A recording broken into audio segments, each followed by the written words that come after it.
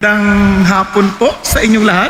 And for those who are watching sa internet, magandang araw sa inyo kasi marahil nasa ibang bansa kayo at iba ang inyong oras. So, minsan pa, batiin natin ang ating katabi ng magandang hapon.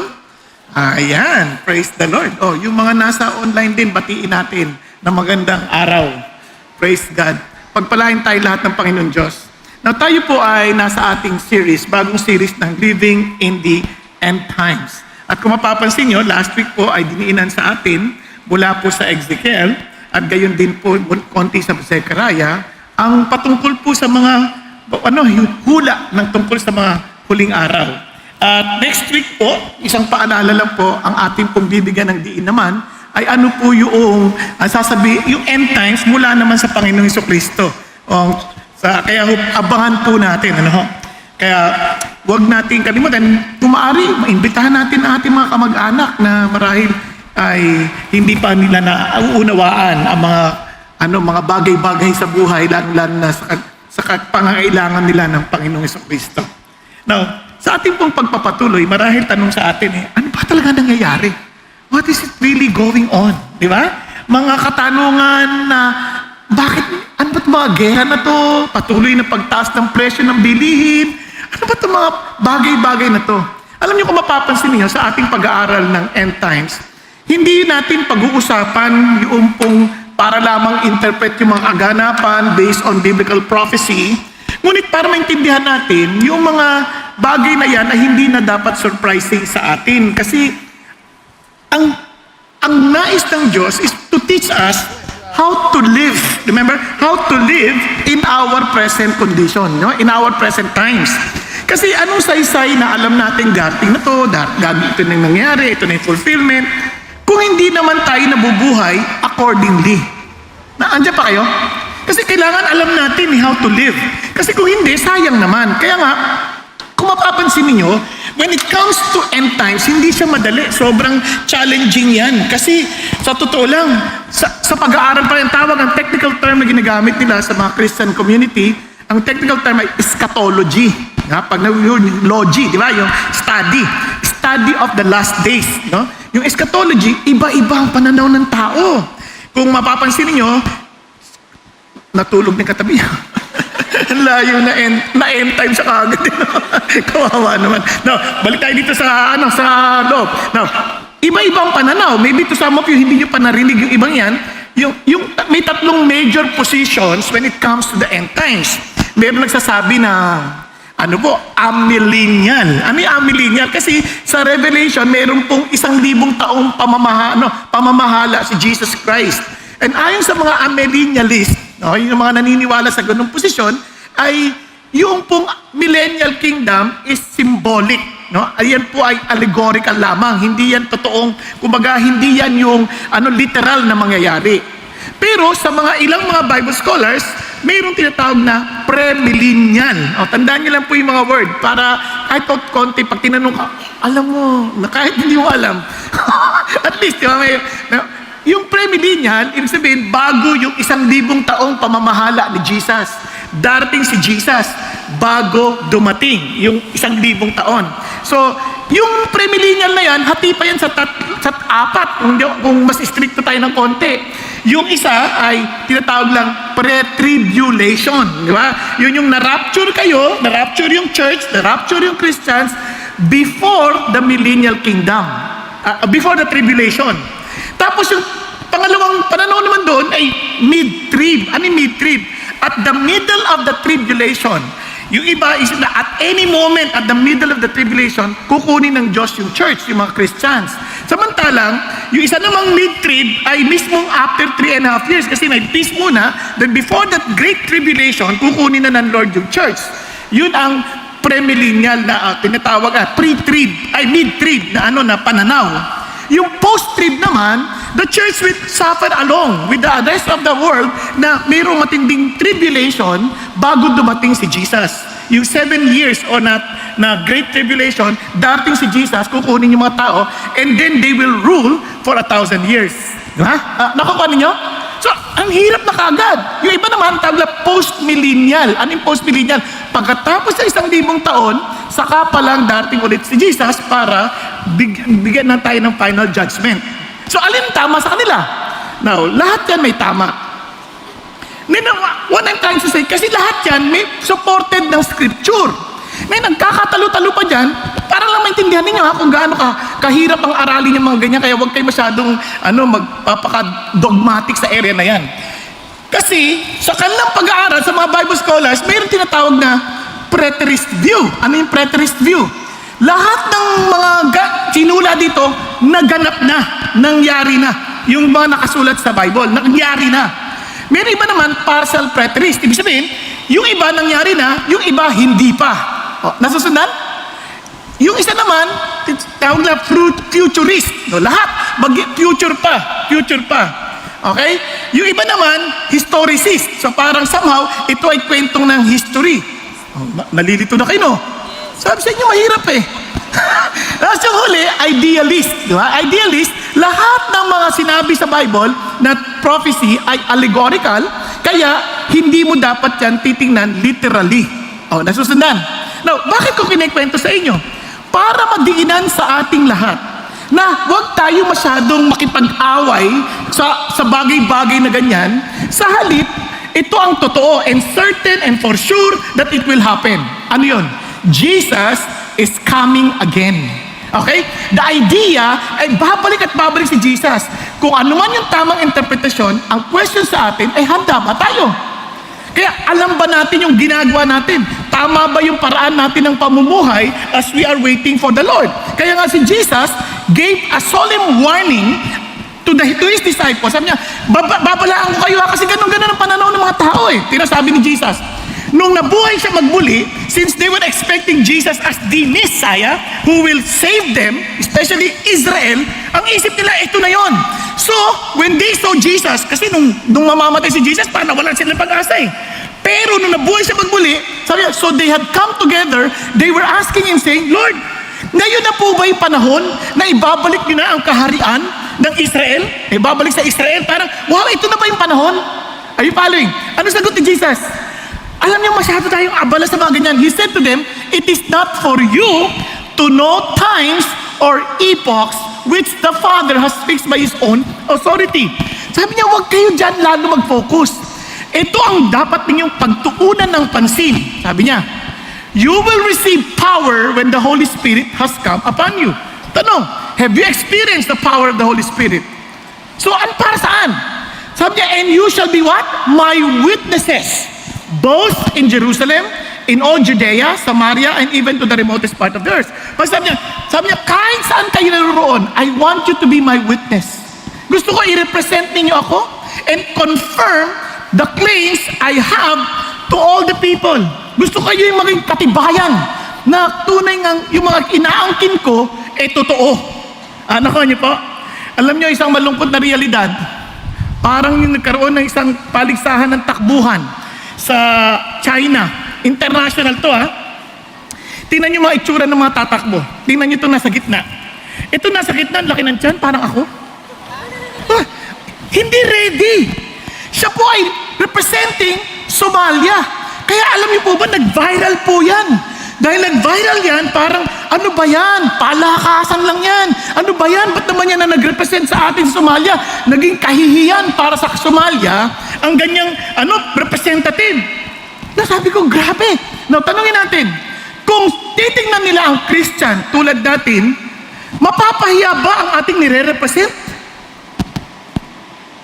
Now that we know that everything will come to an end, and many people might suffer because of the lack of witnesses, as in good witnesses, for them to believe Christ, tanong na sa rin natin, am I representing Christ properly?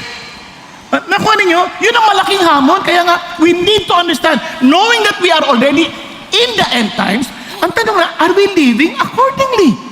Kasi marami na niyo, darating, sa totoo lang ang end times sa atin, dumating si Jesus o hindi pa, lahat naman tayo may ending eh. Lahat tayo may ending. Hindi natin alam hanggang kailan tayo. Pwedeng mamaya, iba sa inyo, nakapumikit lang ngayon, tuloy-tuloy na. Hindi natin alam. Huwag naman sana mangyari, di ba? Hindi natin alam. Iba nga, pagkalabas pa lang sa kalabas, hindi. Meron nga akong kilala nagse-celebrate ang birthday. Kumain lang, nabilaukan, patay. Hindi dahil sa matakaw siya, ha? Talagang may mga taong nabibilaw ka na hindi nila namamalayan. Nagkataon, tas hindi alam gagawin. Patay. Pero napakalakas doon, napakasigla, napaka-healthy. Parang hindi mo ma-imagine, what? Namatay. Ang bilis na pangyayari. Hindi natin namamalayan. Kaya sabihin mo sa katabi mo, huwag ka sanang mamatay agad.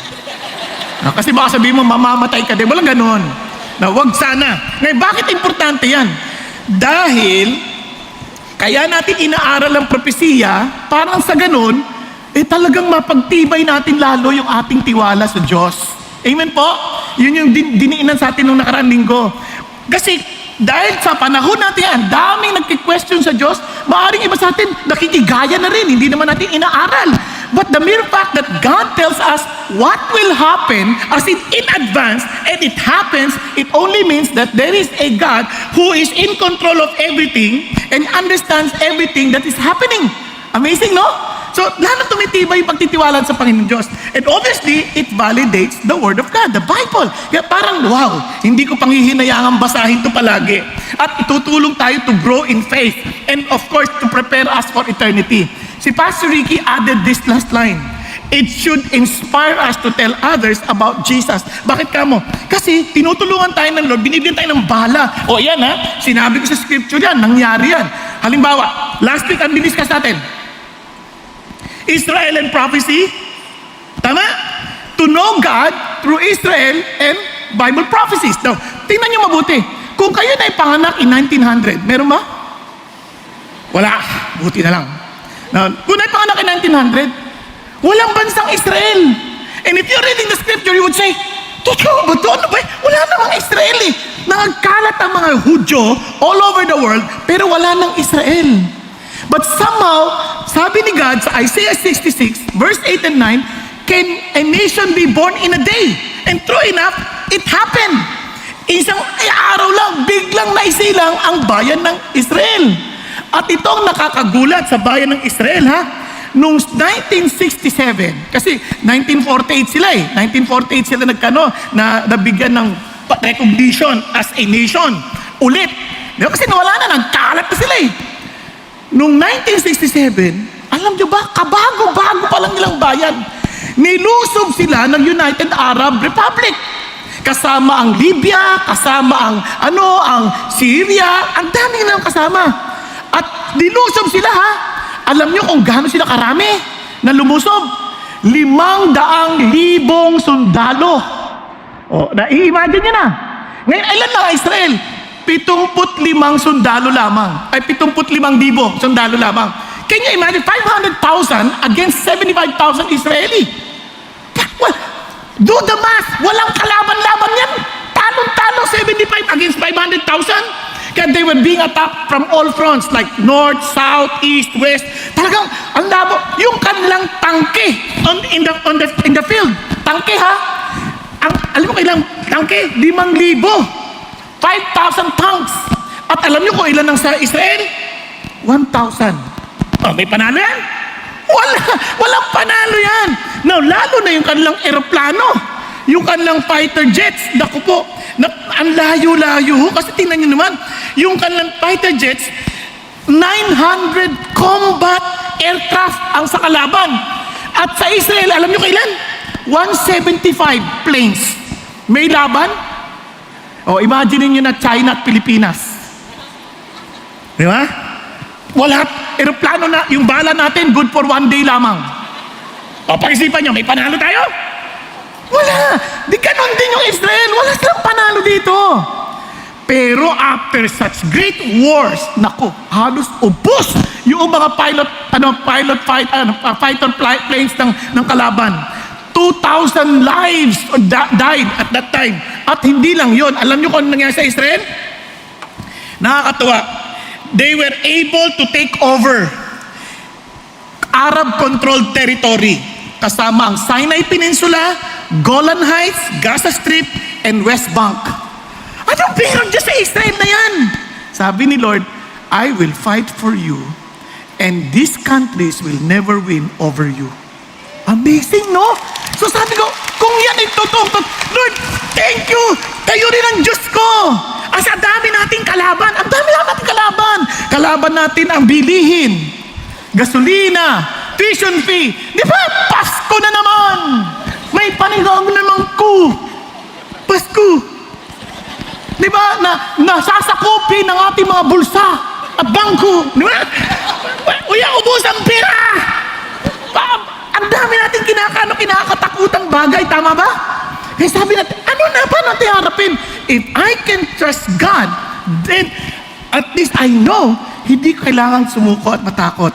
Kaya sabi nga ni Benjamin Netanyahu nung 2015 pa ito, October 1. In every generation, there were those who rose up to destroy our people. In antiquity, we faced destruction from the ancient empires of Babylon and Rome. In the Middle Ages, we faced inquisition and expulsion. In modern times, we face pogroms and the Holocaust. Yet, the Jewish people persevered. And now another regime has risen, swearing to destroy Israel. That regime would be wise to consider this. I stand here today representing Israel, sabi niya, a country 67 years young, but the nation state of a people nearly 4,000 years old. Yet the empires of Babylon and Rome are not represented in this whole of nations. Neither is the thousand-year reach. Sabi niya, those seemingly invisible empires are long gone, but Israel lives, and the people of Israel live. History records that Israel stands at the grave of its enemies. Amazing, no? Hindi yung Israel ang sikat dito, but the God who is protecting them. Are you following? Ngayon, ang sarap, and He is the God we are worshiping. Kasi sabi ko, Lord, nakakapanatag ng loob, no? Sa dami mong problema. Now, tingnan niyo po yung pag-uusapan natin ngayon. Be faithful, there is hope for tomorrow. Bakit be faithful? Pag sinabi mong be faithful, be full of faith. Huwag kang paduda-duda. Be full of faith. Hanggang dulo, be full of faith. Huwag kang matakot. Now, may tanong ko sa inyo. Ilan sa inyo na-scam na? Okay ba ya? Na-scam na, naisahan kayo. Yung bang mababait na kaibigan, biglang nawawala pagka nakuha nila yung pera mo. Ang dami scammer ngayon. Okay, tama na yung pagtataas ng kamay. Pare-paro tayo. Lahat tayo na-scam. Minsan, merong financial scammer. Di ba? Merong emotional scammer. Di ba? Niligawan ka, tapos magkita kayo, di ba?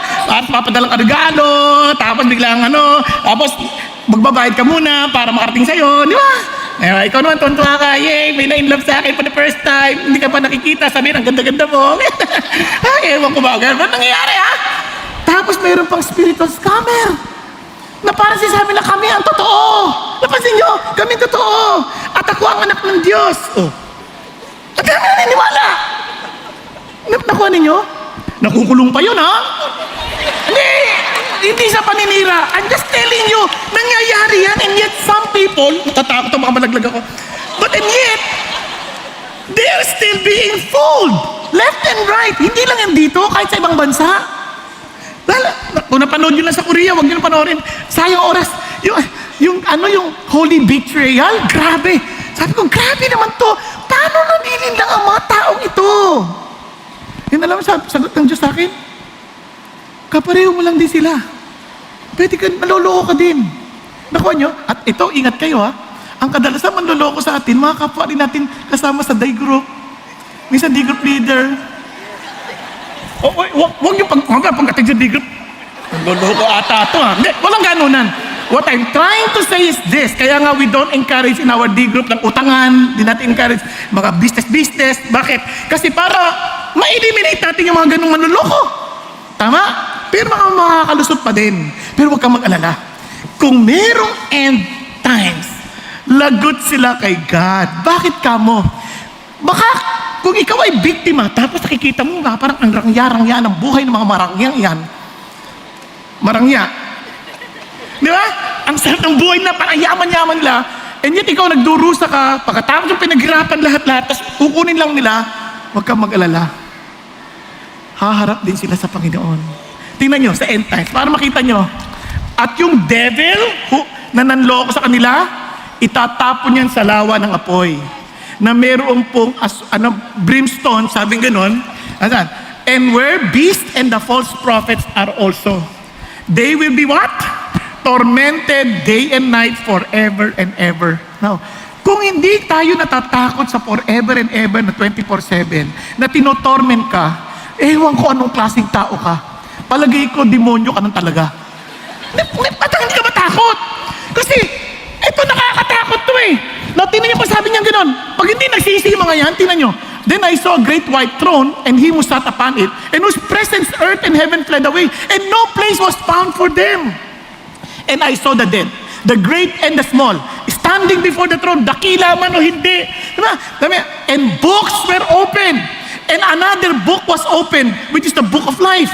And the dead were judged from the things which were written in the books according to their deeds. Naku, ang daming aklat nakabukas. Lord, ba't ako mapupunta sa ipati o tatapos sa dawa na apoy? Ano ka ba? Niloko mo yung anak ko? Pinag-invest mo, tapos tinakbuhan mo? Ayan o, nakasulat. Eh problema, ang ginamit, MacBook. Ayan sa projector, oh! Kitang-kita. Di ba? Parang wow. Di ba? Ito niligawan mo, 55 na yan. Kinortahan mo lang. Ano ka ba? Sinabihan mo pang maganda siya, hindi mo naman nakikita. Papadala lang ng pera, ano ka ba? Kita mo yung 55 na yan, tinamugmukha niya, naging 90. So, pamumblema. Now, what I'm trying to say, hindi makakalimutan ng Diyos kasi naka-record. Lord, nagsisimba naman ako, matin ako nagsisip. Ano ka ba? Ayan, oh! Natutulog ka, oh! hindi kayo ito. Yung mga walang yang nang loloko. Naintindihan ninyo? Hindi ka pwedeng makalusot eh. Kasi doon lahat eh. Kung magsisi ka, praise God. But bring forth to your repentance, sabi ng Lord. Kasi dapat may bring forth fruit. Diba? Kasi may bunga yan, hindi pa pwedeng, my name's in the book of life. May bunga yan. If you keep on practicing in sinning or practicing sin, then there is something wrong with what you thought true. May mali ka kasi imposibleng magpatuloy ka sa kasalanan. Are you following? Kaya nga sabi ng Lord, anong sasabihin nila? Then, the sea gave up the dead which were in it, and death and Hades gave up the dead which were in them, and they were judged, every one of them according to their deeds. And death and Hades were thrown into the lake of fire. This is the second death, the lake of fire. And if anyone's name was not found written in the book of life, he was thrown into the lake of fire. Kahit na mag-volunteer ka pa ng maraming beses sa pagsilbi para sa Diyos, ano sabi ng Lord? Depart from me, I never knew you. Bakit walang bunga yung repentance? Walang katotohanan. Kaya, kaya tayo naman, kahit ano pang mangyari, be faithful. Bakit? There's hope for tomorrow. Kaya yung mga nang isa sa inyo, relax na kayo, huwag nyo na awayin. Ibigay nyo na sa Lord. Malay mo, tanggapin agad. Kung hindi naman, may araw din sila. Nagkakandidihan. So, kaya ho importante ito. Mapuno tayo ng pag-asa. So, how should we then live? Ito ang sabi ng Lord. Una, always remember, God's kingdom will last forever. No. Doon pa lang, alam mo na, hindi kayo tatagal. But my kingdom, the kingdom where I belong, will last forever. Amen? Now, of course, God's people will be tested, but we will all come out victorious. Kasi the Lord is with us. If God is with us, who can be against us? Amen? Now, ito po ang pangatlo. And God's Son, Jesus, will return. And obviously, when He comes, and when He returns, dala-dala niya yung mga awards na natin. Yung awards, hindi sa, save na tayo, dahil kay Jesus, may award pa! Bonus! Di ba? Isipin mo, itong award mo for your faithfulness. No, there's a crown of righteousness. Ito yung award mo because of your service. There's a crown of glory. Sarap no, may crown pa. Kaya kung feeling mo, malungkot ka dahil wala kang buhok, malatak pa ng crown. No worries. Di ba? O, pakisabi sa katabi mo, be faithful. There is hope for tomorrow. Para makakagalit kayo, no? But sabihin mo katabi mo, gisingin mo kasi. Kung feeling mo tulog, gisingin mo para, sabi ulit. Come on, be faithful. Ayaw niyo talaga mag-usap? Usap kayo. Be faithful kayo. Yan. Sa kanya sabihin, wag sa akin. There's hope for tomorrow. Maganda magkakilala-kilalanan din kayo. Hindi naman kayo utangan yan. Pag inutakan kayo, sumbong niyo sa akin. Di ba? Be faithful, there's hope for tomorrow. Now, what does it mean? Let's start. God's kingdom will last forever. Now, itong amazing part. Sa Daniel, haba ng Daniel ha, pasensya na kayo, aralin natin partly lang, mga selected verses lang sa Daniel. There was a time, itong si King Nebuchadnezzar, yung sumakop sa kanila, na naginip. Can you imagine, he was able to conquer so many kingdoms and he was considered the world power at that time. Kaya siya yung pinaka-empire na talagang wow. And yet, na naginip, parang bangungot sa kanya. Kaya hindi maganda yung natutulog pag nagsiservice. Kasi minsan nakakabangungot. Maingay yung pastor, di ba? No, pasensya na kayo. Dati hindi na ako nagsasabi sa mga natutulog. Ngayon nagigising ako ulit. No, balik tayo. Okay. Sabi niya, pinatawag niya yung mga, yung mga wise men, quote and quote, conjurers, lahat ng mga astrologers, to explain his dream. Pero ang challenge, mabigat. Sabihin mo sa akin na panaginipan ko, saka mo ibigay yung kahulugan. Hirap na. Pero ikaw na naginip, tapos ako magsasabi? Tapos kailangan panaginipan ko yung panaginipan mo? Ano ka ba? Siniseti ka? So true enough, walang kayang makapag-interpret. So sabi niya, malabo yan, mahal na hari, imposible yan. At dahil dyan, wala naman pala kayong kwenta. Nag-aral-aral pa kayo, hindi naman pala yung masasagot yung tanong ko. Patayin sila lahat. So nalaman ni Daniel yon. Nalaman ni Daniel yung pangyayari. At sabi niya, Sansari, ako po, bigyan niyo lang po ako ng oras. So he asked his friends to pray to the Lord. Itong amazing part because our God can interpret obviously because everything comes from Him. At hindi lang yun, He's the one who is in control. Kaya sabihin mo sabi niya kay Aryo, wag muna, bigyan niyo kami ng panahon. Then next, sabi sa mga kaibigan, magpray tayo. And the Lord revealed to Daniel what King Nebuchadnezzar saw. Ano yun? Tingnan natin.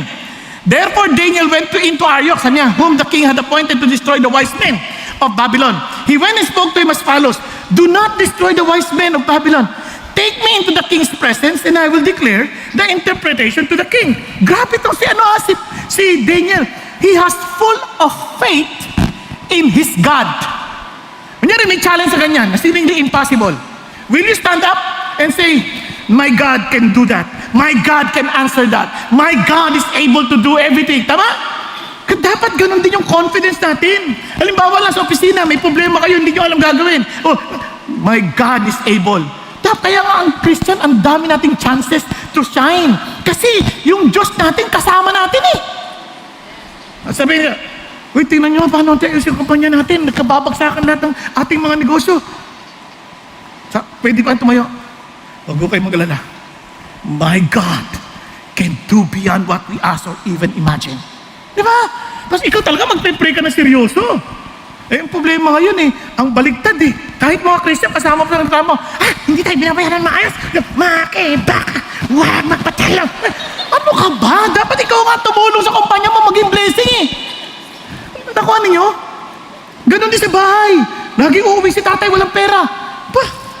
May Diyos tayo, ano ka ba? My God can answer that. Amen? So as Christians, let's stand up.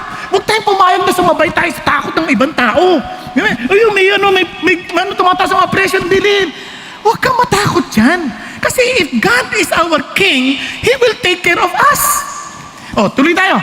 Then Daniel answered before the king and said, as for the mystery about which the king has inquired, neither wise man. Totoo naman po yan, mahal na hari. Walang sino man kahit anong talino yan, makakasagot yan. Conjurers, magician, diviners are able to declare it to the king. Kaya huwag kayong pupunta sa manghuhula para lang alamin niyo yung future ninyo. Tingnan niyo yung manghuhula, hindi totoo yan. Kasi kung talagang manghuhula yan, pagpasok mo pa lang, alam mo yung pangalan mo? Tatanong pa, anong pangalan mo? Anong gusto mo malaman? Kaya ba manghula ka? Kaya huwag kang papaniwala sa mga manghula na yan. Nakintindihan nyo? Hindi yan tama. Kaya sabi ng Lord, walang makakakuha niyan, kundi si God lamang. Sabi niya, however, look at the words, there is a God in heaven who reveals mysteries and He has made known to King Nebuchadnezzar what will take place in the latter days. So, mahal na hari, may pinapakita ang Diyos sa'yo. Kung ano mangyayari in the future. Sabi niya, this was your dream and the visions in your mind while on your bed. Wow, habang natutulog pa kayo, ito po yung napanaginipan ninyo. Grabe naman, nakakatuwa naman. Basta nilagay tayo sa isang imposibleng bagay. Remember, Christians, that is our opportunity. Bakit? That is God moment. Kasi kapag imposible, di hindi na tayong sagot. Si God ang sagot. Kaya magpasalamat tayo. May moment ang Diyos. Unless, hindi ka kampi ni Lord, ha? Kaya dito talaga yung sikreto. Ito yung susi natin, why we can be faithful.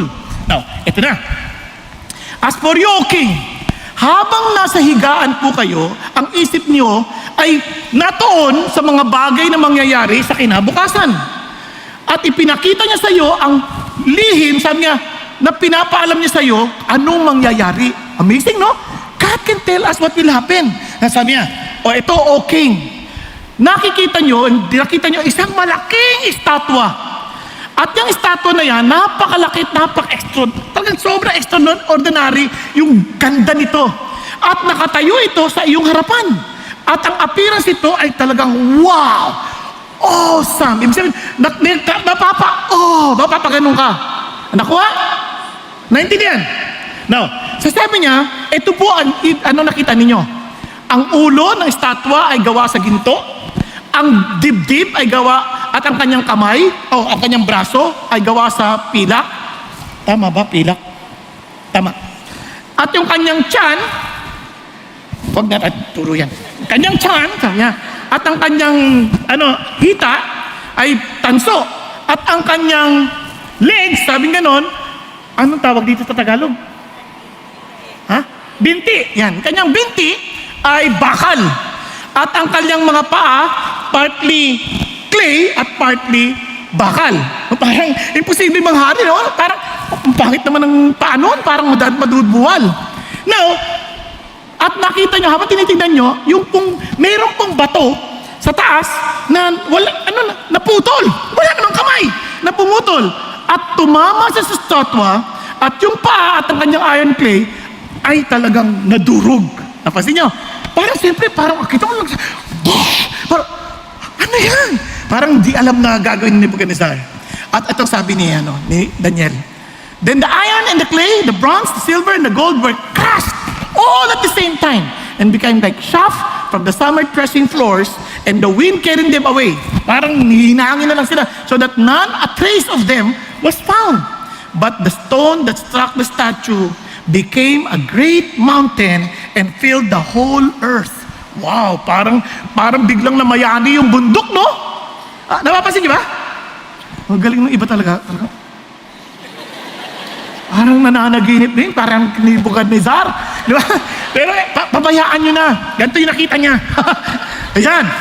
So sabi niya, mahal na hari, yung pong ulo, kayo po yan. And alam nyo, grabe, ang galing ng Diyos, no? Kasi bakit? Talagang ginamit niya kung ano yung nagre-represent sa kanila. Kasi ay isa sa mga nagre-represent sa Babylon talaga, ay yung kanilang Diyos ang si Marduk. Yung Marduk na talagang ginto, the God of gold. Kaya yun ang representation. Tapos yung Medo-Persia, ito yung alliance ng Medes at saka ng Persia sa modern time Iran. So sila yan. Tapos sabing ganon, at yung belly, itong tiyan at saka yung thigh, ito ay tumutukol po sa kaharian na siyang tatalunin niya po yung Medo-Persia. Iyan po yung sabi na Greece. Tapos sa loob naman, Rome. Now, yung mga yan, mag-google kayo, makikita nyo bakit sila yung tinutukoy. Di ba? Kasi pag tinignan mo doon, parang wala naman sinabi. Basta merong sasakop sa iyo, merong sasakop sa iyo. Tapos ito na. Tapos itong merong pong paa, yun, hiwalay pa yon. Now, would you believe, sa kasaysayan, lahat yan nangyari. Pwera dito sa dulo. Mamaya papaliwanag sa inyo. So, sabi niya, then nag-pray yan. After 50 years, more than 50 years, kinonfirm ulit ni God yan, yung panaginip na yan. While he was explaining that, because after 50 years, si Daniel na mismo yung nag-pray. Si Daniel na mismo yung pinakitaan naman ng vision. Dito naman, ang nakita niya, iba. Una, na lifted eyes and look and behold, a ram which had 2 horns was standing in front of the canal. Now the 2 horns were long, but one was longer than the other, with the longer one coming up last. Ano ibig sabihin? Mayroong, parang ganito.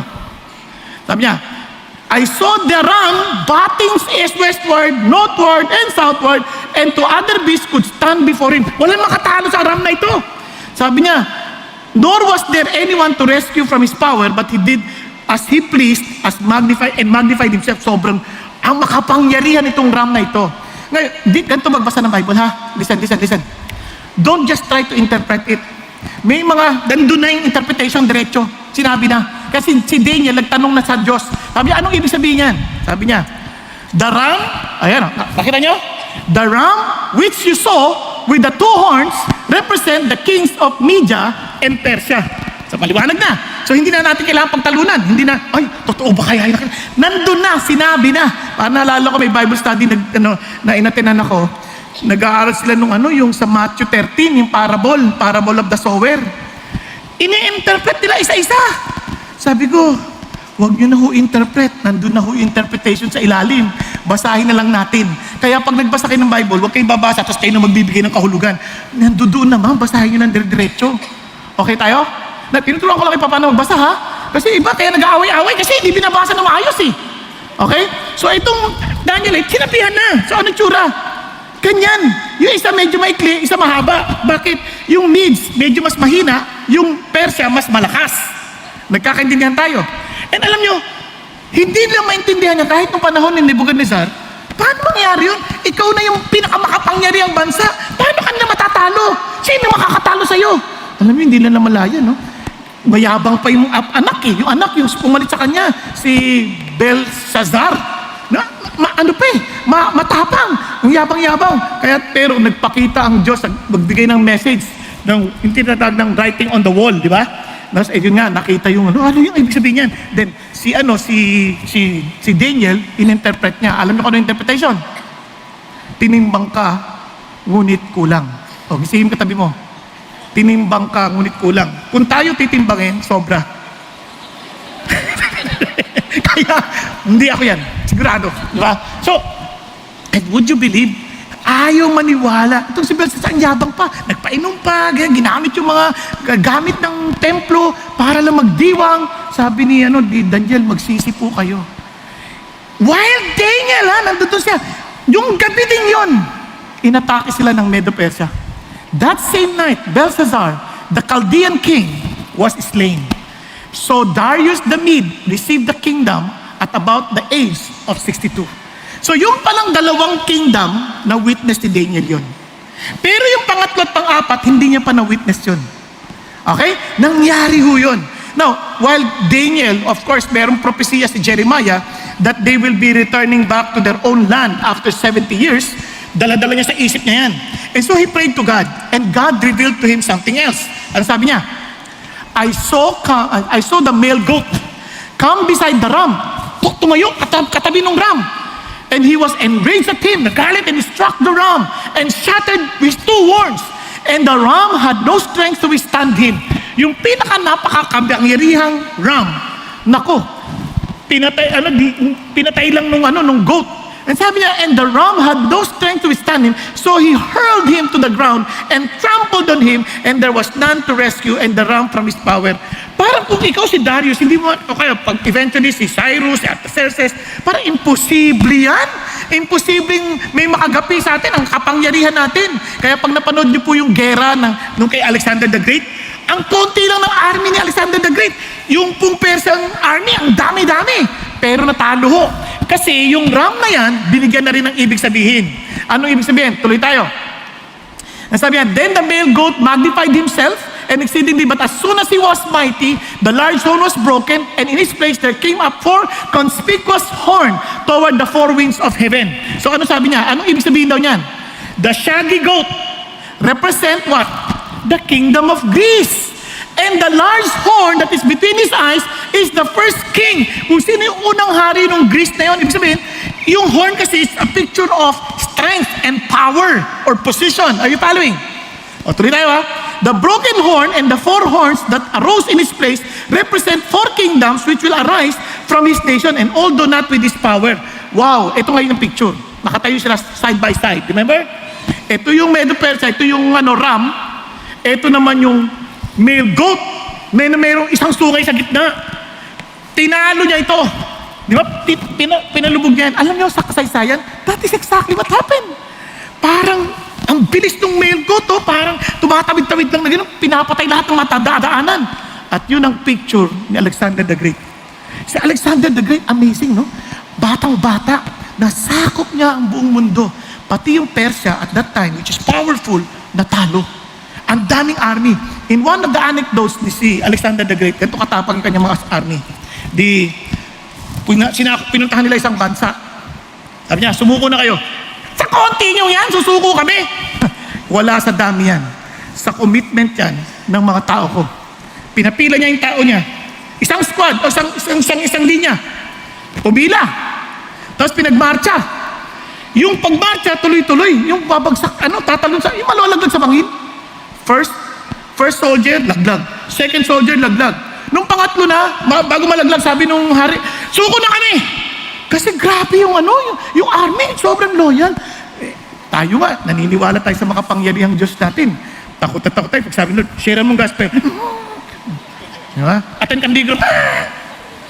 Ayaw na nga ako, didigrop. Nawawala na yung tapang natin, ikakampi natin si God. Diba? Parang ano yan? Diba? Pag sinabing, taasan naman ng gasolina. Taas ng gasolina. Si Lord may-ari ng gasolina, huwag ka na mag-alala. Babayad ko pa di bayad mo si Lord na mabibigyan pambayad sa'yo Basta huwag mo lang gastusin. Iba kasi ginagawang bahay yung sasakyan. Inoon, tapos natutulog. May iba pa, mas masama. Doon pa sila, basta huwag na lang. Doon pa sila pumaparada sa harapan namin. Nakuha niya. Alam niyo, pero itong mamang to, namatay agad. In 32 years old lang, namatay. Sabi nila, nagkasakit. Iba naman, tingin na, nilason. At siyempre, di ba, isang sungay lang. Ang problema, wala siyang successor. Kaya may 4 na sundalo o general na nag-away-away. Sila ngayon nagkahiwa-hiwalay. Kaya talala nyo, may 4 horns na lalabas. At yun po ay General Cassander, Lysimachus, Seleucus, and Ptolemy. Silang lahat, nangyari ho yan. Amazing. Pinakita ng Diyos sa kay Daniel, yung mga kinonfirm ulit yung pinakita niya long time ago. Bakit na sinasabi ito ng Diyos? Kasi ganito, kung kayo yung Hudyo na nasasakop ng Babylonia, and you were expecting to be freed in 70 years, Lord, sobrang kawawa na kami. Down na kami. Wala na kaming pag-asa. Pero anong encouragement ng Lord? Anak, masisira lahat ng kaharian. Pero may darating na kaharian na higit sa inaasahan mo na hindi mawawala. Parang sinasabi niya, hindi ko kayo kinalimutan. Amazing, no? Hindi ko kayo kinalimutan. Kaya sabi niya, kaya sa Daniel 7, na nauna-unang pa niyang panaginip, nakita niya itong 4 na to. Ito, nabagabag siya kasi hindi niya alam kung ano to Parang si Godzilla, no? Nagising na siya. So may 10 horns. Ito ang inas niyang paliwanag. Ngayon, hindi ko na muna ipapaliwanag sa inyo mga bagay na ito. Kayo na lang muna magbasa to save time. But I just want you to understand na dito pinapakita ng Diyos, ako may kagagawa ng lahat ng ito. Huwag kang mag-alala. Ito masabi ng Lord. Kaya, after this, I kept looking in the night vision, and behold, a 4th beast. Nakita niyo maraming sungay na yun? Dreadful and terrifying, extremely strong, and it had large iron teeth. It devoured and crushed and trampled down the remainder with its feet, and it was different from all the beasts that were before it, and it had 10 horns. Talagang kakaiba, kahit ako, hindi ko ma-identify yung hayop na yun. Di ba? Sabi nga nun, as for the 10 horns, out of this kingdom 10 kings will arise, and another will arise after them, and he will be different from the previous ones, and will subdue 3 kings. Lahat ng yun mawawala. But unknown to these people, lahat ng yang kaharian na yan, nawala. But God raised them up. Si Alexander the Great, natalo niya ang Medo-Persia. Hindi dahil magaling siya. Yes, magaling siya. In a sense. But, dahil pinanalo siya ng Diyos. Ang Medo-Persia, natalo nila ang Babylonia. Hindi dahil ang Babylonia ang mahina. Hindi. Simply because God used the Medo-Persia to accomplish the plans of God. Kaya kapag may nananalong kaharian na ganyan, hindi naman tao yan Diyos ang may control. Kaya minsan nagagalit tayo pag natalo yung ating politikang sinusuportahan. Huwag kang magalit kasi may Diyos na mas makapangyarihan. Amen po? Na kahit yung kaganapan sa Amerika, tayo, lahi-lahi na, pinakikialam pa rin tayo. Pero huwag tayo magalit kasi ang Diyos natin ang may hawak ng lahat ng bagay. Anak ko maging sa opisina ninyo, may napopromote. Tapos ba't tayo napromote? Ang labo naman yan. Sip-sip lang yan Huwag kang magalit. Kung sip-sip siya, kinamit din ng Diyos ang kanyang kademonyuhan para ma-fulfill ang purpose ng Diyos. ang sa'yo, you seek the kingdom of God, seek first His kingdom and His righteousness, and all these things shall be added unto you. Yun ang maging concern mo, is to follow the King. Be faithful to the King. Amen po? Because that King, yung King na pinagsisilbihan natin, yun ang hindi nawawala. Yun ang hindi mawawasak. Pero itong lahat ng king na to, mawawala. But look at this. God used all these kings to prepare the coming Messiah. Tingnan niyo, sabi niya, ang made the person to fulfill His promise to set the Israelites free and even fund the rebuilding of the temple. Remember? Si Ezra, si Cyrus, pinapayagan siya. Yung Greek naman, naging lingua franca yung kanilang salita, yung Greek. Kaya ho, mapapansin niyo sa New Testament, puro Greek na yan. Kumbaga sa atin, panahon na to, yung world language, naging parang English. Di ba?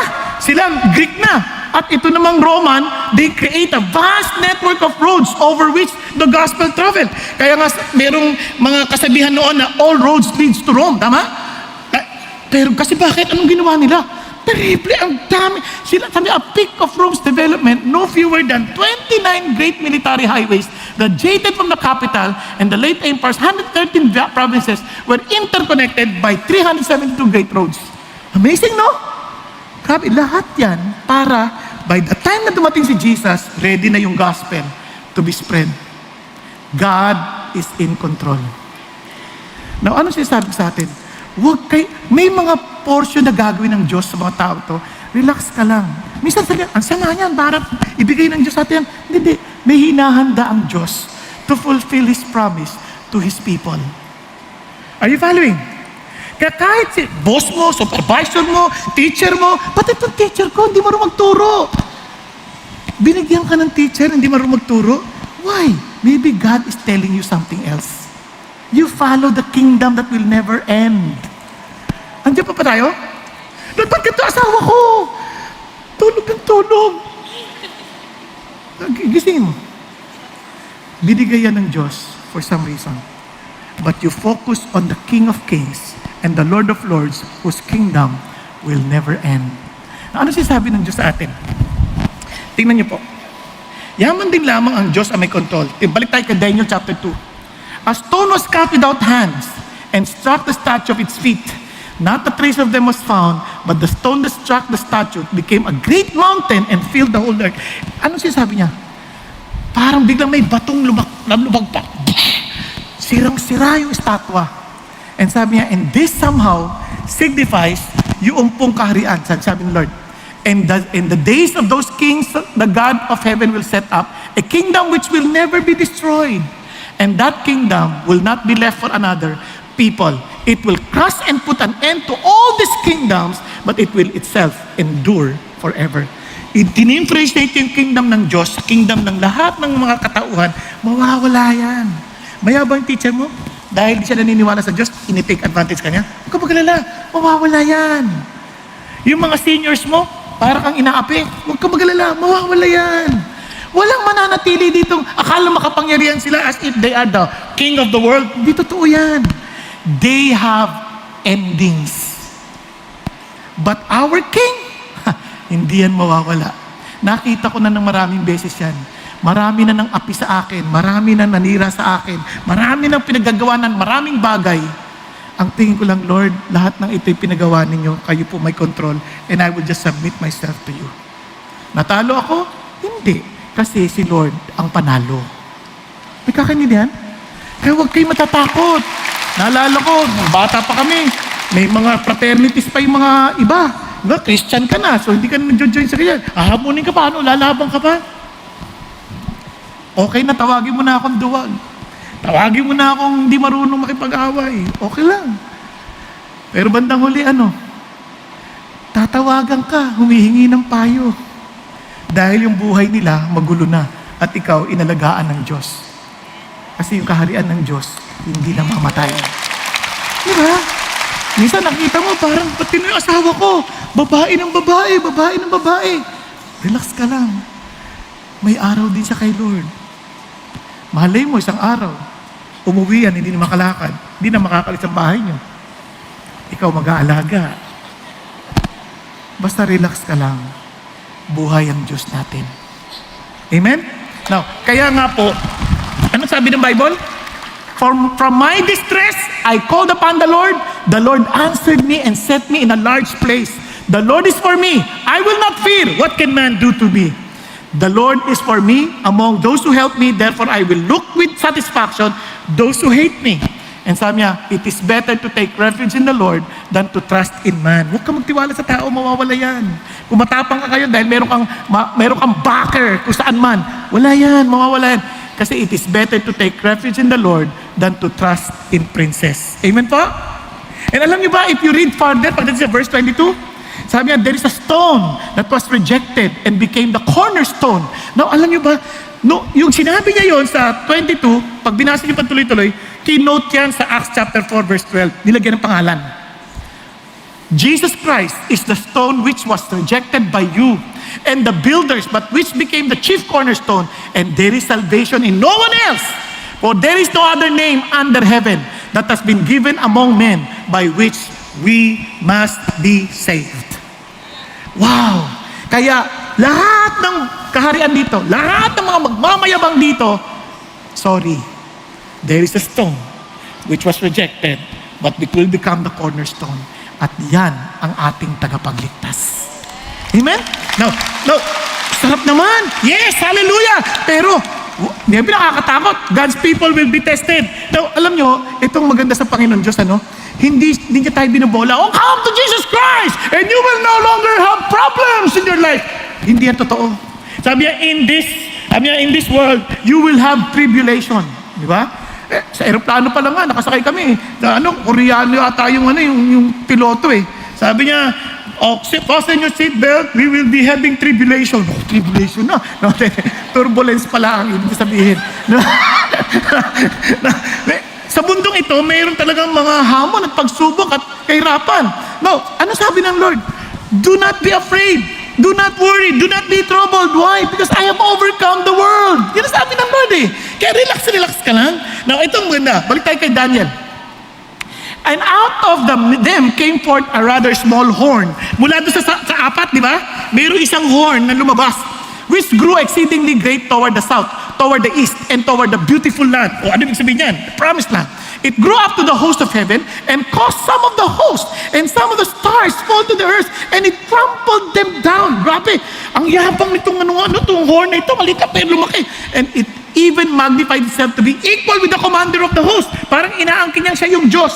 And it removed the regular sacrifice from him and the place of his sanctuary was thrown down. So parang, eto gagawin niya. Yung mga tao ng Diyos, talagang, papahirapan niya. Patitigil niya yung mga religious right. Hindi na sila makakapag-worship. Alam nyo, for some reason, di ba, apat sila? Si Cassander, si Lysimachus, si Seleucus, at saka Ptolemy. Naalala nyo? Isa sa kanila, aangat. Hindi agad nangyari. Pero yung kanyang descendant, eto na yon. In the latter period, a king will arise, insolent and skilled in intrigue. His power will be mighty and he will destroy to an extraordinary degree. And prosper and perform his will, he will destroy mighty men and the holy people. Wow! Pati mga tao ng Diyos tatamaan. And sabi ganon, and through his shrewdness, he will cause deceit to succeed by his influence. And he will magnify himself in his heart. He will destroy many while they are at ease. He will even oppose the prince of princes, but he will be broken without human agency. Now, alam niyo po, yung mga prophecies na yan, minsan, eclectic ang nangyayari. Nangyari ngayon, mas mangyayari pa. Nakuha? Kaya maging mapagmasid tayo. Ano sasabi niya? Nung panahon na yan, nung panahon ng kay Seleucus, yung descendants niya, lumabas si Antiochus Epiphanes. Diba? God manifested. Papakilalang siya daw yung Diyos. At alam niyo pinaggagawa niya? Ito po ay, naghari siya, ilang taon. Talagang pinatigil niya yung temple offerings. Tinato niya yung Sabbath as an ordinary working days. Lahat trabaho. Nag-build ng pagan altars and sacrifice sa pig. The abomination sa kanilang mga panahon na yon. This allowed circumcision of sons. This allowed reading the scriptures, burned copies of the Torah, yung kanilang pinaka-Bible. Penalty of disobeying the king's decrees was death, and killed around 80,000 Jews and sold another 40,000 into slavery. Grabe, no? Yung sabi ng Lord, ganyan-ganyan din ang mangyayari when the Antichrist comes. So maraming mapapatay. Now, hindi malayo. Kasi nakita natin ng konti. Sa Amerika lang, yung pastor kinulong dahil nagpipreach ng gospel Grabe, no? Now, listen to this. Sabi ng Lord, itong amazing, ang Christian, hindi takot sa persecution. Tinulugan niyo ako, di ba? Hindi kayo takot. Hallelujah! Diba? Bakit hindi siya takot? Kasi si Jesus mismo nag-warn ng ganito. Pinagpala ang mga nauusig alang-alang sa righteousness. Hindi ka nausig dahil sa kasamaan mo, kundi sa katwiran. For theirs is what? The kingdom of heaven. Blessed are you when people insult you and persecute you. Iniinsulto ka dahil Christian ka? Iniinsulto ka dahil lumalakad ka sa katotohanan? Iniinsulto ka dahil totoo ka? Hindi ka nagsisinungaling? Wow! Sabi niya, they will say all kinds of evil against you because of me. Minsan natutugso pa tayo, hindi, papaliwanag ko, parang hindi na ako pinagsasaltaan ng ganito. Hindi na! Kalimutan mo na yan. You don't need to defend yourself. Ano sabi dito? Rejoice and be glad, for your reward in heaven is great. For in the same way, they persecuted what? The prophets who were before you. Don't be surprised. Kayo mga Christians noon, early Christians, when they were being persecuted, grabe, nilalatig ko, kinukuha yung gamit nila. Anong ginagawa nila? Tingnan yung reaksyon nila. So they went on their way from the presence of the council, rejoicing, look at the words, that they had been considered worthy to suffer shame for His name. And every day in the temple and from the house to house, they kept right on teaching and preaching Jesus as the Christ. Christians, listen. Inuusig tayo dahil tama ginagawa natin. Praise God. Great is our reward. Ang masama, inuusig tayo dahil sa katamaran natin. Naalala ko nung nagtatrabaho ako sa Makati, meron akong tao. Maniwala ka sa hindi. Natutulog sa trabaho. Parang kapareho nung ibang mga manggagawang pagod. Diba? Tutulog sa trabaho. Eh di kaya sabi ko, ako boss nila yung time na yun. Lumapit ako. Sabi ko, sis, bakit ka natutulog? May trabaho tayo. Sabi niya, ay, sorry po. Galing ako sa overnight prayer meeting. Tapos itong sinabi ko, kung a-attend ka ng overnight prayer meeting, tiyakin mo na hindi ka matutulog sa opisina. Tama? Kasi Christian tayo eh. Alam mo, sagot sa akin, pine-persecute niyo ako. Pine-persecute! Sabi ko, bakit ka pa? Bakit? Hindi kita pine-persecute. Hindi, ninanakawan mo yung kumpanya. Na binabayaran ka eh, para sa oras mo, tapos tutulugan mo. Nakuha ninyo? Dito pwede kayo matulog, walang bayad to eh. Pero yun, hindi pwede. Di yun nga, na-realize na yun. Pero alam niyo, minsan ganun tayo eh. Nagagalit yung boss natin kasi hindi natin nagawa yung trabaho, umalis tayo ng maaga dahil may Bible study tayo. Kapatid, okay yan. Maganda yung Bible study, maganda yung prayer, pero without neglecting our responsibility. Mga asawa, okay, umatin kayo ng women to women, that's very good. Pero huwag niyong kalimutang magluto ng pagkain ng asawa ninyo.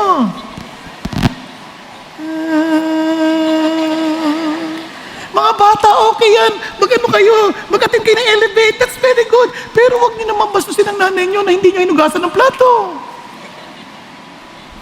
Na hindi kayo nagpapaalam. Hindi kayo nagte-text man lang, nasaan kayo? Sabihin niyo, para sa Panginoon Diyos. Okay pa tayo? Mga boss, okay yun na nag-text ka, pero bayaran mo yung mga tauhan mo ng tama. Bakit? Kasi, hindi mo naman pera yan, pera ng Lord yan eh. Kaya mo mag-attend, good day, attend ka nung okay yun, nakapag-ipag-kasama ka, sama ka sa Steps of Paul, maganda yan. Pero huwag mo kalimutan, bayaran ang mga tao. Hello?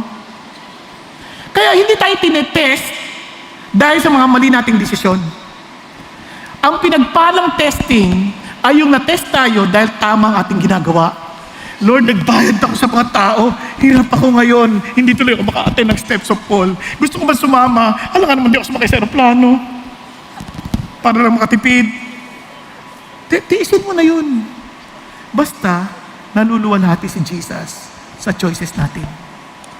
Amen po? Hello? Ganun din. Magtataka ka, hinahabol kami ng BIR. Magbayad ka kasi ng buwis. Ayusin mo yung records mo. Para pag ginagpunta ka ng BIR, ayan, bukasan tayo. Wala ka na masasabi. Di ba? Hindi yung, yagi ka sa akin. Marami kang tinatago. Pinipersecute kami. Hindi. Labanan natin ang katotohanan. Tumayo tayo dahil alam natin, kasama natin si God. And we are considered worthy to suffer shame in the name of Jesus. Amen? Kaya, yes, we will be tested. Hallelujah, praise God. Ang dami natin mga kapatiran na nape-persecute, 365 million Christians, persecuted worldwide, sabi sa Open Doors. As in, pero kailangan mo natin mag-compromise? No. Tuloy tayo sa Panginoon Diyos. Let's stand for the Lord. Huwag tayong susuko. Amen? Everything we lost one day, it will be returned to us more and more. Because God, our God, is real. And finally, Jesus will return. Babalik si Lord. Babalik ka rin. San ka man naroroon. Parang wow, Lord, kahit saan kami pinadala ninyo, isang araw babalik ka at magsasama-sama tayo. Sa totoo lang, alam ko maraming kapatid natin, they were forced to go abroad. Malayo sa kanilang pamilya, in pain, missing their families. Para lang may taguyod ang pamilya. Ito lang pakiusap ko sa'yo, huwag ka magtaguyod ng iba. Pamilya mo lang. And let God help you. That one day you will be together. At ang pinakamasarap na gagawin, and when Jesus comes again, we will be together worshiping the Lord. Amen po? As one family. Now, bakit importante ito? Tingnan natin balik sa Daniel. 70 weeks have been decreed for your people in your holy city. So you are to know and discern that from the issuing of the decree to restore and rebuild Jerusalem until Messiah the Prince, there will be 7 weeks and 62 weeks, it will be built again. Alam nyo, parang ano yan? Ano mga weeks na yan? Napaka-importante itong pakinggan nyo mabuti kasi this is where we can see how the Lord is fulfilling His words, no? As in literally. Then after 62 weeks, the Messiah will be cut off and not have nothing, and the people of the prince who is to come will destroy the city and the sanctuary. And sabi niya, and he, the Antichrist, will make a firm covenant with the men of 1 week, but in the middle of the week, he will be put a stop to sacrifice and grain offering, and on the wings of abomination will come one who makes desolate, even until complete destruction. One that is decreed is poured out on the one who makes desolate. Wow! Naintindihan po ba natin pinagsasabi rito? Now, tingnan nyo pa, 7 weeks plus 62 weeks. Yung week dito, it's not 7 days, kundi 7 years. So, 7 weeks plus 62 weeks equals 483 years. After the 69 weeks, there will be a gap before we arrive at the 70th week. Kasi titigil eh. Tapos magkakaroon ng 70th week. Yun ang inaantay natin. Anong ibig sabihin yan? Kung gagamitin natin ang literal translation of the prophecy, the 70 weeks, then it begins when? Sa declaration ni King Artaxerxes na papuntahin si Nehemiah to build the wall of Jerusalem. Tama? From that time, that was a decree given in 444 BC. At that point, Nehemiah led the charge to reinforce the gates of the temple and rebuild the walls of Jerusalem, which took how many years? 49 years, and equates to the first 7-week period. Remember? 7 weeks? 7 times 7. Tama? Di ba rin? Huwag niyo naintindihan kasi mukhang nag-iisip. Ano kayo mat mo? Okay, di ba rin? Marami sa atin talaga medyo mahirap mag-compute sa mga oras na ito. Kasi naalimpungatan. Ano yan? Yan. Mahirap. Ayan. So, from the point forward, there would be another, look at the words, 62 weeks, di ba? 434 years as Israel waited for the coming of the Messiah. From the decree, 7 weeks, then another 62 weeks, tama ba? So that's about 434 years. Again, if we use the literal translation of the 434 years, ang consideration natin is 360-day calendar, hindi 365-day calendar. Nakuha, pag inatap mo lahat yan, this will bring us to the time of Jesus, 33 AD. Pagpasok niya sa Jerusalem, the Daniel's prophecy na fulfilled, 33 AD. Nakuha. And when Jesus made this triumphal entry to Jerusalem, eto na yon, the first 483 years. Kaso bigla siya maka-cut off, na-crucify, then tumahimik, tama? Yun ang inaantay natin na 70th week. When the Antichrist will come out, ayun na. Magsisimula na yung 7 years. 3.5 years, makikipagkasundo sa Israel para everything will be at peace.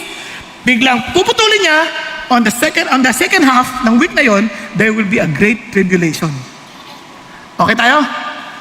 Malalaman niyo yung paano mangyari yan next week ha. Abangan nyo. Tapos ito na. So ano nang ginawa ng Lord?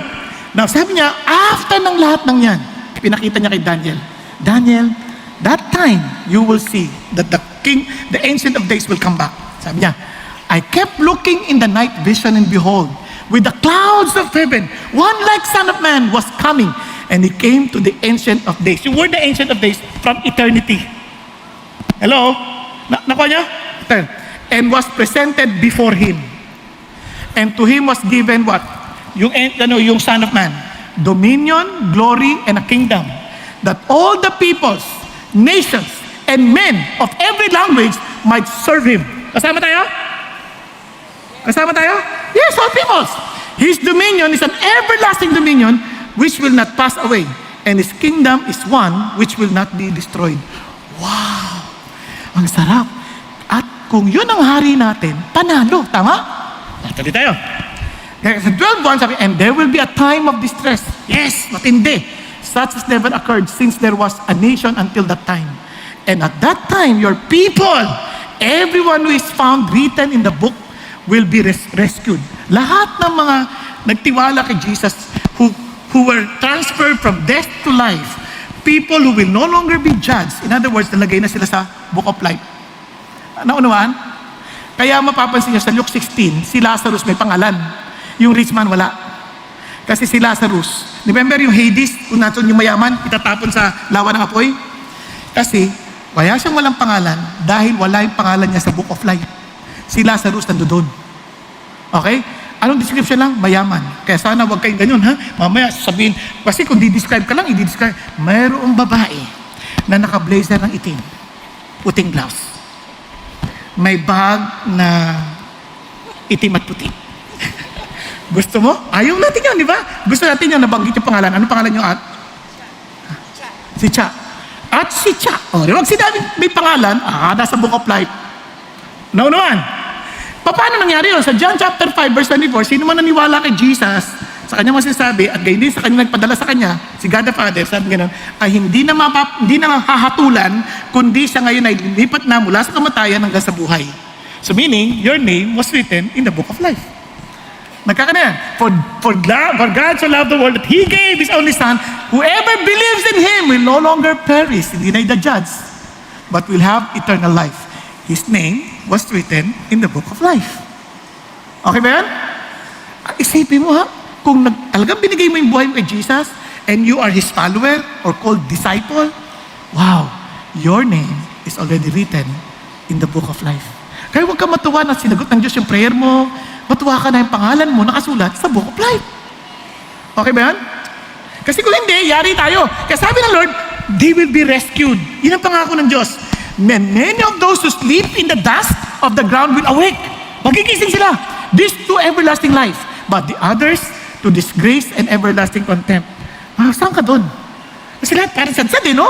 Pero pag nagising ka, wow! Tapos na! Hallelujah! Yung iba naman, pasigaw sila, pabaliktad. And those who have insight will shine brightly like the brightness of the expanse of heaven, and those who lead many to righteousness like the altars forever and ever. Ano sinasabi ng Lord?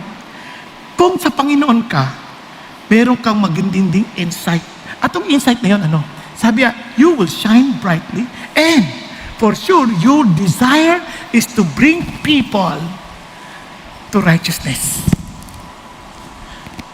Alam niyo yan, anong epekto sa inyo?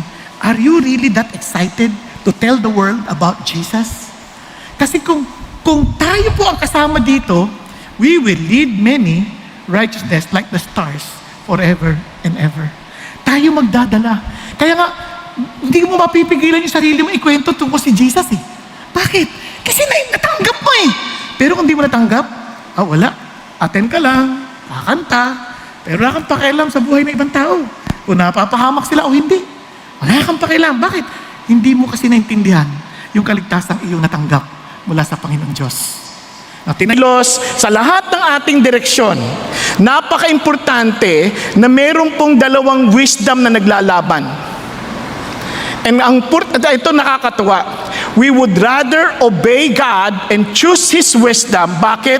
Because He knows and because He also holds the future. Yaman din naman gusto rin natin na magkaroon ng isang magandang kinabukasan. maging maayos na kinabukasan para sa anak, para sa pamilya, para sa ating buhay, piliin natin ang talino ng Diyos. Amen po? Now, Christians, listen to this. We need to seek godly wisdom. Ano po bang ibig sabihin ng wisdom? Pag sinabi nating wisdom, ito po ay na-acquire nating knowledge of truth. Okay? Kasi po, nagsisimula yan sa kaalaman. No? Yung wisdom, nagsisimula yan sa pagkaalam. Nalaman mo. Okay? Ngayon, natutunan mo. Kanya lamang, hanggat hindi mo ina-apply yung alam mo, hindi pa yan wisdom. We want knowledge, pero wala yung wisdom. Kaya nga, godly wisdom is the God-given ability to evaluate. Yung bang matita mo talaga, mapag-isipan mo, maisip mo, and make decision from God's perspective, which is truth. God has a perfect plan for each and every one of us. But we have to wise up and choose His wisdom. Nagkakaintindihan po, but we have to take Him seriously. Kaya nga when we evaluate, you choose God. Kaya hindi tayo namimili, ano yung kikitain ko dyan? Hindi, ano yung mag-glorify si God dyan? And for sure, if God is glorified, He will take care of us. Now, alam po ninyo, sa Corinthians, alala nyo, nag-aaway-aaway sila. At nag-aaway-aaway sila dahil unang-una, ang church ng Corinthians, sobrang gulo. Daming pinag-aawayan. Pinag-aawayan nila pati yung kanilang susundan. Personalidad. Pinag-aawayan nila pati yung pagkain. Pinag-aawayan nila pati tungkol sa moralidad. Pinag-aawayan nila, nagkokorte at nagdidimandahan pa sila sa korte. Ang dami lang problema. Pati kaloob, nagkokompetensya sila. Pagalingan sila ng gift na natanggap sa Panginoon Diyos. Talagang pagalingan sila. Sabi niya, talaga ang gulo-gulo nila. But alam niyo po ba ang pinakadahilan? Because one, they're not willing to resolve conflict. At hindi lang sila willing, una-una, to practice divine perspective. Higit sa lahat, ano ba sinasabi ng Diyos sa ating sitwasyon? So that's why we have to meditate His words. Ano bang tiningin ng Diyos sa katabi mo? We need to see them as God sees them. Hindi yung kanilang ginagawa, kundi anong ginagawa ng Diyos para sa kanila at gagawin ng Diyos upang sila'y maging ganap. Ganun ang ating pananaw. Nasusundan po. At hindi lang yon, we always focus on Jesus. Kumbaga, lahat ng desisyon natin, ang tinatawag natin is DAF. Naalala nyo yung pinag-usapan last week. Ngayon, pagdating sa wisdom, ito tinutunan yung continuation ng 1 Corinthians chapter 1 from 18 to chapter 2 verse 16. Ito sabi ng Lord, it must be Christ-centered, it must be counterintuitive, and yung kung alam natin totoo yung gospel at yung wisdom ng Diyos, it has a changing power through the Holy Spirit. Imposibleng hindi ka magbago to become better. Imposible na hindi natin maranasan yung gusto ng Diyos maging tayo at maging yung mga taong ating nakakasalimuha sa kanyang katawan. Are you following? Hello? Okay, good. Now, tingnan natin, what does it mean, Christ-centered? Tingnan niyo po ang sabi ni Paul. For the word of the cross is foolishness to those who are perishing, but to us who are being saved, it is the power of God. Kung naalala niyo, from chapter 1, pagdating sa verse 10 to 17, pinagtatalunan lang yung, ba't sila nagtatalo?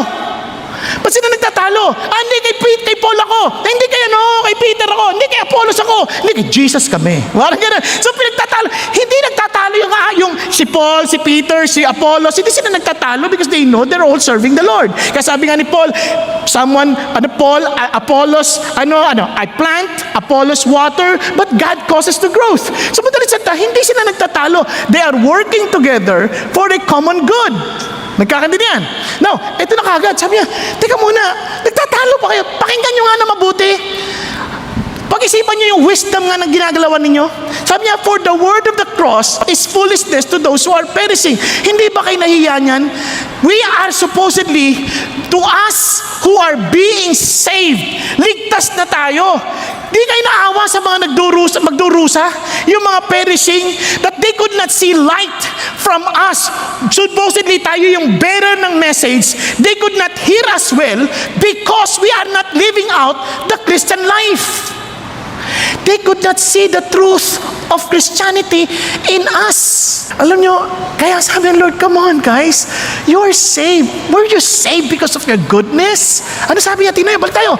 For it is written, I will destroy the wisdom of the wise and the cleverness of the clever. I will set aside. Sabi niya, hindi niyo ba nakita to? Mula pa sa sulumang tipan, sinabi ko na sa inyo, I will do this. Kaya hindi to something na afterthought. This has been planned. And sabi niya ganoon, where it is the wise man? Where is the scribe? Where is the debater of this age? Has not God made foolish the wisdom of the world? Hindi niyo ba napansin? Even these people who have been studying the Word of God for quite some time, these people who have been waiting for the coming of the Messiah, they failed to see it. Hindi na nakita. Kung hindi nga nila nakita, nagbabasa na sa Bible, di lalo na tayong hindi nagbabasa. Yan ang sinasabi ni Paul. Sabi ni Paul, tignan nyo. Sabi niya, for since in the wisdom of God, the world thought its wisdom did not come to know God. God was well pleased through the foolishness of the message, preached to save those who believe. Hindi ba kayo nagpapasalamat na bagamat wala kayong kaalam-alam when it comes to the gospel, when it comes to the prophecies, when it comes to all the words of God in the Old Testament, God has saved you and you believe in Jesus? Hindi ba kayo nagpapasalamat nun? As if you were saved because of your goodness, because of your wisdom. Ba't kayo nag-aaway-aaway? Was it because of your analysis of the Word of God? Was it because of the goodness of your preacher? Wala. Sabi niya, it's all by the grace of God. It's all because of the cross. Tingnan niyo mabuti. Sabi niya ganoon, tuloy tayo. For indeed Jews ask for signs and Greeks search for wisdom. They thought that they would know the gospel, that they would know how to get to heaven by understanding the signs. For the Jews, because they've been studying the scripture. While the Greeks, akala nila by studying, by loving philosophy, kaya nga tawag dyan Sophia, kasi Sophia means wisdom, Phileo means love, kaya love of wisdom, philosophy. Right? They were thinking that through philosophy, they would find salvation. Sabi niya, yun ang kanilang hinahanap. And sabi niya, but we preach Christ crucified. Look at them. They were all searching. The Jews were looking for a sign. They were searching. The Greeks were searching through wisdom. They're searching. But us, we proclaim, we preach because we were found, not because we were searching, but God sought for us. Nakuha niyo po ba yun? Siya naghanap sa atin. Hindi tayo naghanap sa Kanya. Kasi sobrang sabi ko, wow, sobrang bait ng Diyos. Sabi ko, kaya nga we preach Christ crucified. To the Jews a stumbling block. Bakit stumbling block? Ang word na stumbling dito, iskandalo. Iskandalo sa Hudyo yan. Can you imagine? We were expecting a Messiah who would be like David, a great warrior, who will deliver us from Rome. Yun ang hinahangat namin. Tapos makikita namin na crucify. Ano ba yan? Kalokohan yan. Hindi yan yung aming tagapagligtas. Malabo yan. Iskandalo naman yan. Tapos yung iba naman, Gentiles obviously, so the Greeks, kalokohan yan. How can he be a Messiah? He could not even save himself. He suffered the worst punishment that a criminal could experience. Di ba? Sabi ko, ang labo niya, kalokohan yan. Pero sa atin, amazing. Bakit? But to those who are called, to us, both Jews and Greeks, walang pinagkaiba. Lahat ng hinirang ng Diyos. Ano sabi niya? Christ, the power of God and the wisdom of God. Sobrang siya ang tanging paraan for all of us to be saved. Pag-isipan niyo mabuti. Unang-una, thank God it's not because of our goodness. You know why? Bago tayo maligtas, kung inisip natin dahil sa kabutihan natin maliligtas tayo, kalokohan yan. Alam niyo ba kung anong utang natin sa Diyos? For the wages of sin is death. Eternal death ang utang natin sa Diyos. And do you think by telling God, Lord, magpapakabait ako, huwag niyo na akong dalhin sa impyerno. Sabi niya, anak, hindi kita dadalhin sa impyerno. Yung kasalanan mo, yung choices mo to live independently from me, yan ang nagdadala sa'yo sa impyerno, hindi ako. Choice mo yan. But I'm giving you a chance. Hindi mo ako kayang bayaran. Kaya nga ako na nagbayad. Sarili kong anak. Tapos mag-aaway-away pa kayo. Nakukuha niyo yung kwento? Hello? Naintindihan niyo yung kwento? Tapos pag-aawayan nyo, ano ba? Nakalimutan nyo ba kung ano talagang nangyayari sa atin? Kaya sabi, because the foolishness of God is wiser than man and the weakness of God is stronger than man. Ibig sabihin, hindi kayo aabot sa kakayanang isipin ng Diyos. Hello? Andiyan pa kayo? Hindi nila reconcile. Paano gagawin ng Diyos yun? He's a holy God and yet He loves us. Paano ipagre-reconcile yun? Dahil sa sobrang mahal tayo ni Lord at sobrang talino ni God at kanyang kabanalan, siya na lang nagbayad. Instead, dahil alam niyang hindi naman nating kaya. Kung alam niyo, iniisip-isip ko to, Lord, kung hindi lang matindi yung parusang aabuti namin, palagay ko you will not bother to leave heaven just to save us. Are you following? Andiyan pa kayo? Ibig sabihin, matindi yung aming pagdadaanan for eternity. Kaya, every time we think of that, remember this, wala tayong karapatang magmalaki laban sa ibang tao. Nakuha? Kaya nga, wow, this is mind-boggling. Yes, it is. Kaya nga foolishness to many. Kapag sinabi mo yung cross, makasalanan kasi tayo eh. Kaya kailangan mo aminin, makasalanan ka at tanggapin mo yung bayad ni Jesus. Ibig sabihin, wala na akong gagawin? Kalukuhan yan. Hindi, wala ka naman talaga magagawa kasi. Nakuha niyo? Wala ka naman talaga magagawa eh. So, ibig sabihin, hindi na ako kailangan maging mabait? Hindi mo kailangan. Ang totoo niyan, magiging automatic yan, magbabait ka. Dahil bibigyan ka ng bagong buhay ni Jesus. Therefore, if anyone is in Christ, he is a new creation. The old has passed away. Behold, the new has come. Kumbaga, nagbago na yung iyong nature. Naging binalik ka na sa Kanya, kaya you were born again in a new nature. In a new nature, you will always desire to be with God. You will desire to know God. You will desire to follow God. In the old nature, I don't care about God. God is my servant. Lord, I need this. I need this. I need this. But if I don't need anything, I don't need to call you because you're just my genie in my life. Are you following? But the moment we are one with Jesus Christ, Jesus will honor the Father. The Father loves the Son. The Holy Spirit glorifies Jesus. Kaya magiging tayo, magtataka kayo, bilang nagbabago yung desire natin. Nagbago yung mga pursuit natin sa buhay. Yung dati ang pursuit ko, babae, si Lord na. Hindi naging lalaki ha, masama lalo yun. Si Lord na. Nakuha ninyo? Yung dati ang pursuit ko, pera. Hindi na, si Lord ang hinahabol ko dahil siya magpo-provide ng pangailangan ko. Nandyan na kayo. Hello? Nag-iba na. Panoorin natin yung video na to. So I heard you're a Christian? Yes, the rumors are true. Well, I'm glad you found something that works for you. Well, it doesn't just work for me. Christianity is actually true. Yeah, okay, it's true for you, but it's not true for everyone. And don't you think everyone has a right to believe whatever they want to believe? Yeah, people should choose their own beliefs, but that doesn't mean that everyone's beliefs are true. Whoa, don't you think that's a little narrow-minded? Well, that's the way truth is. It's narrow and exclusive. Maybe for you. It is for everybody. 2 + 2 = 4? Right. But you just excluded lots of numbers. See, that doesn't mean you're narrow-minded. It means that truth is narrow because it excludes all the answers that are not true. Look, with so many beliefs out there, you can't just go around believing that your belief is right. Is your belief that you shouldn't believe your belief is right? Yeah. If you go around saying that Christianity is absolutely true, it makes people who disagree with you feel bad. It's a form of oppression. It's hate speech. It's what's known as intolerance, and that's one thing society should never ever put up with. Intolerance. Yeah, like, okay, for example, you Christians always say that Jesus is the only way. That's about as intolerant as you can get. Lots of people aren't Christians. Just think how it makes them feel. But it's a fact that Jesus made the exclusive claim that he was the only way to God. That's just your opinion. No, really, I didn't make it up. He also said, I am the way and the truth and the life. No one comes to the Father but through me.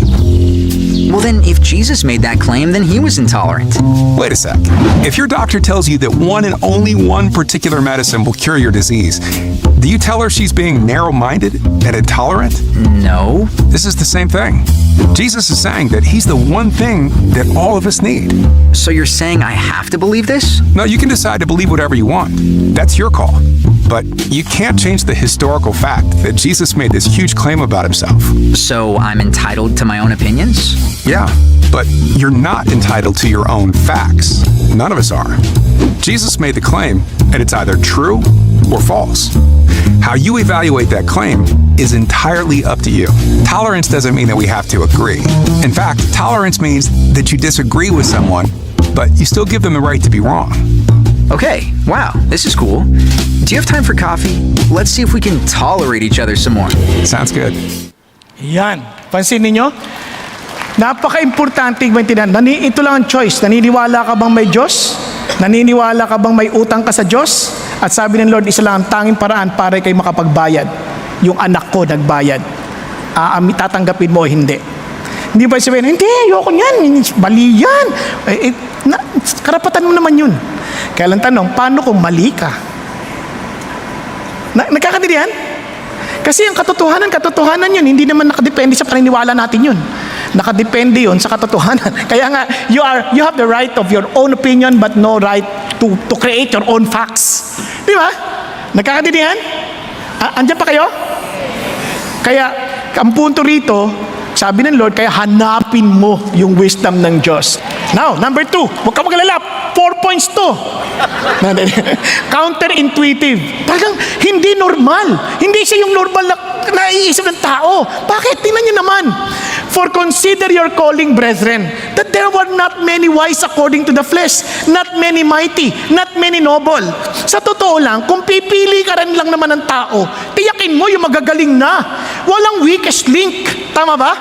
Titiyakin mo na yung mga noble. Hindi sinasabi ng Diyos na walang noble. Hindi sinasabi ng Diyos na walang wise. Hindi sinasabi ng Diyos na walang mga importanteng tao. Ang sabi niya lang, not many wise. Are you following?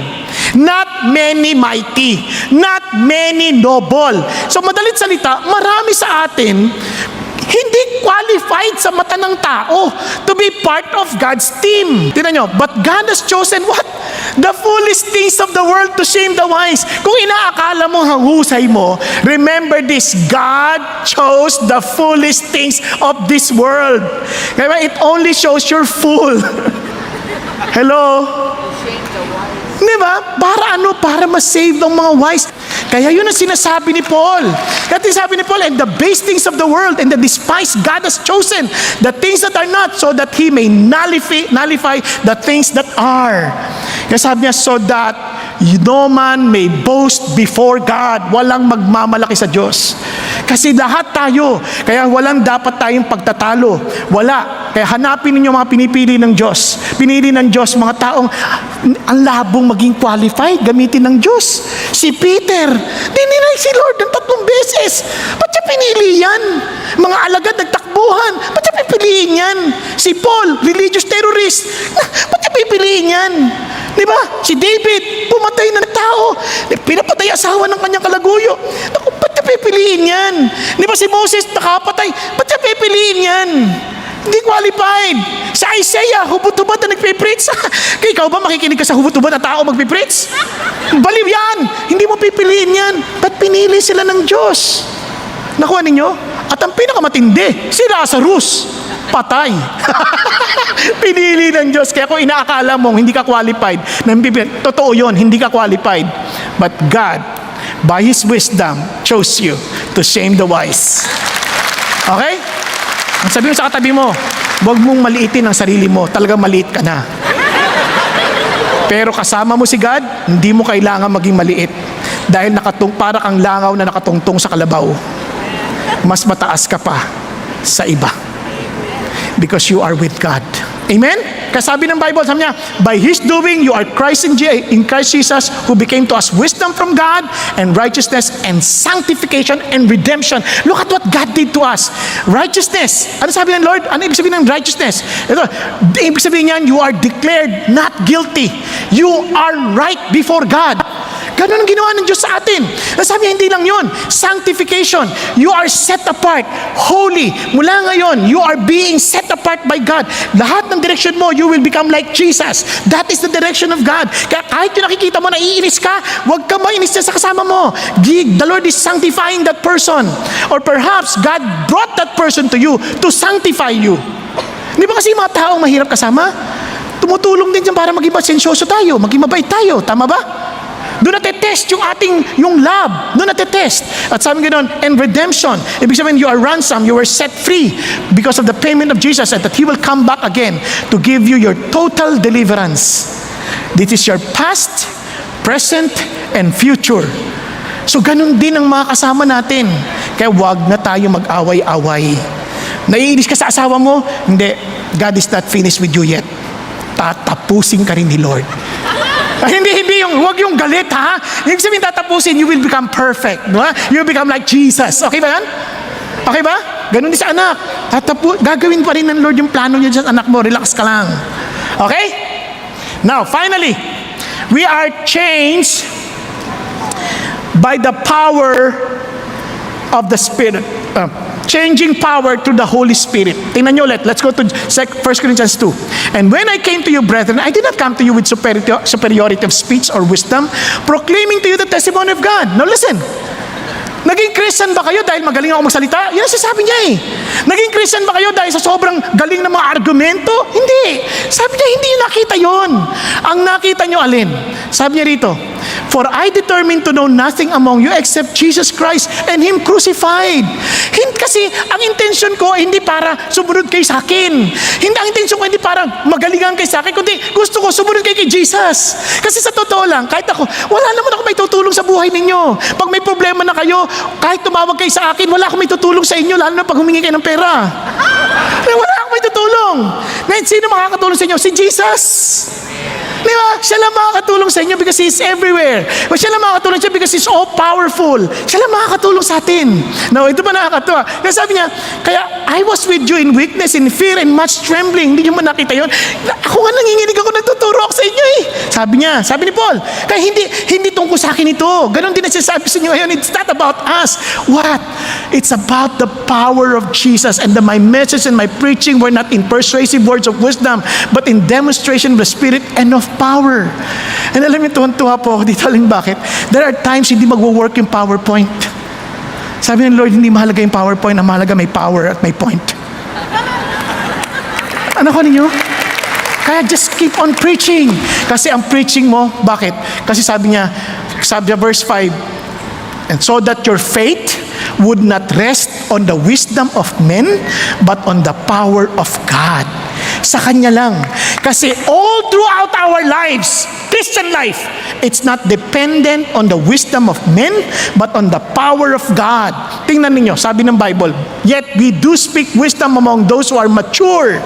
A wisdom, however, not of this age, nor of the rulers of this age, who are passing away. Hindi tungkol sa matatalinong yan. Mawawala yung mga yan. Mawawala ako. Yung mga pastor, mawawala yan. Si Jesus lang ang hindi at ang Kanyang salita. Amen? Kaya huwag tayong umasa sa tao. Tingnan niyo po, at sasabi ng Lord, tingnan niyo, but we speak God's wisdom in mystery, hidden wisdom which God predestined before the ages to our glory. And sabi niya, the wisdom which none of the rulers of this age, you see, hindi na naintindihan, has understood. For if they understood, they would not have crucified the Lord of glory.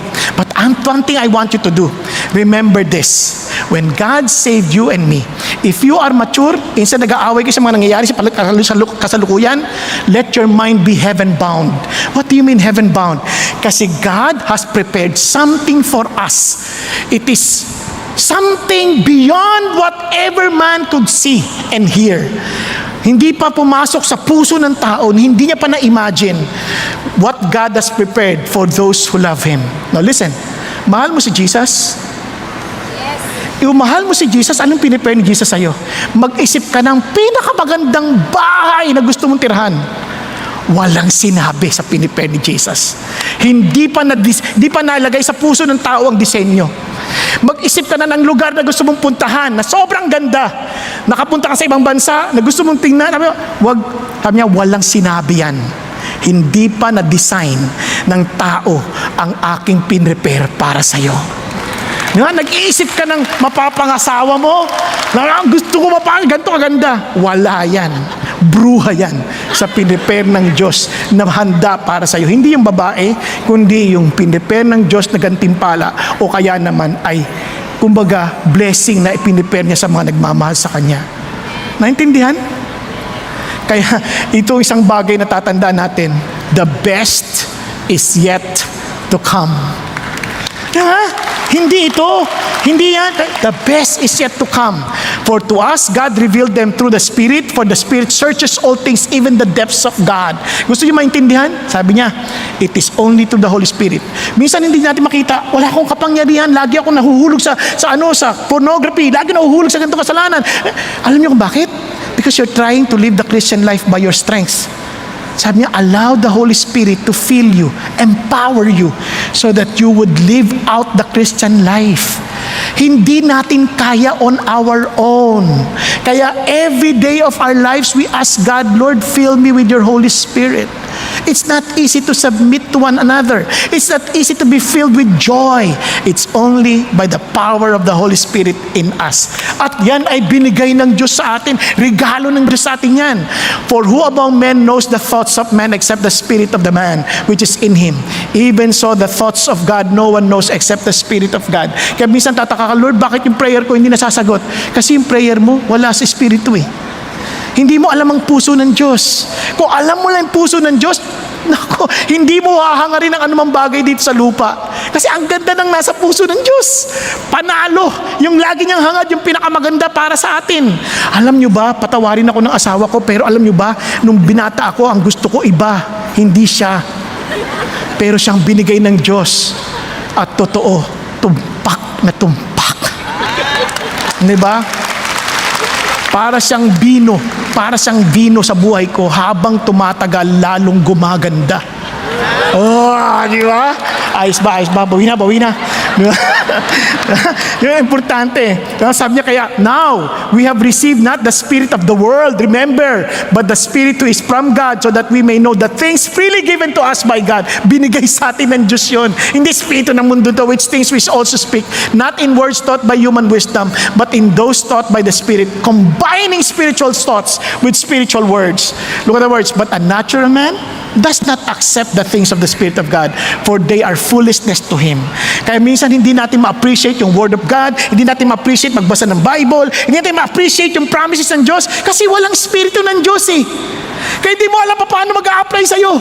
But when you allow the Holy Spirit to live in you and empower you, biglang, wow, ang ganda nito. Kanina lang, quiet time ko about Aaron, tuwang-tuwa ako. Sabi ko, God, thank you and protect me to be like Aaron, not to protect me from the temptation that Aaron had. Na pwede palang, pati leader, pwedeng itulak niya yung tao mag-worship sa idols. Lord, maawa ka sa akin, wag mo hayaang mangyari sa akin yan. Nakuha ninyo, God is protecting me by telling me, lead me not into temptation, but deliver me from evil. And sabi ng Lord, but he who is spiritual appraises all things, yet he himself is appraised by no one.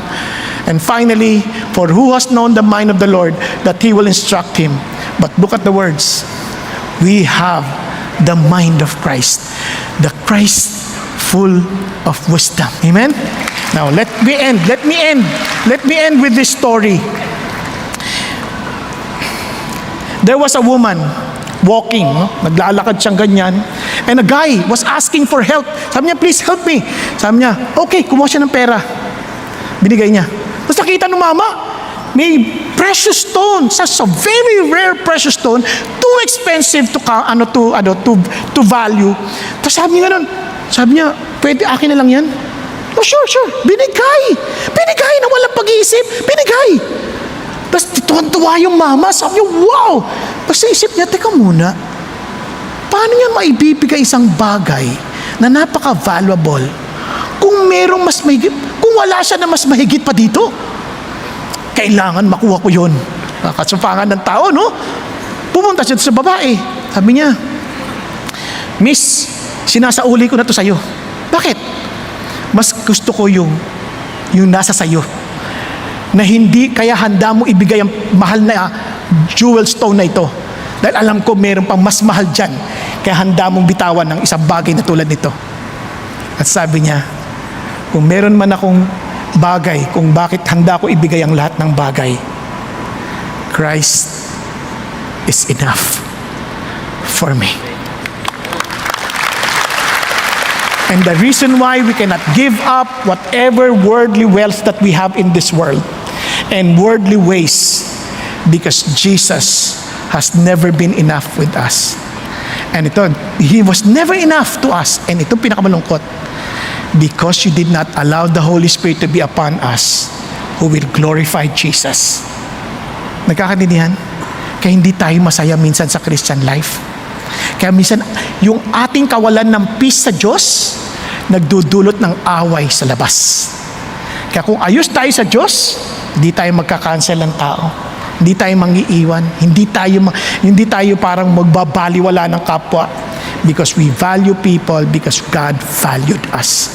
Because Christ is enough for us. Amen? Tayo pong lahat ay yumuko at pumikit. Mga kapatid, be honest to the Lord. Hindi natin kailangan magkunwari sa Diyos. You alone know your condition. You alone know your real position in life.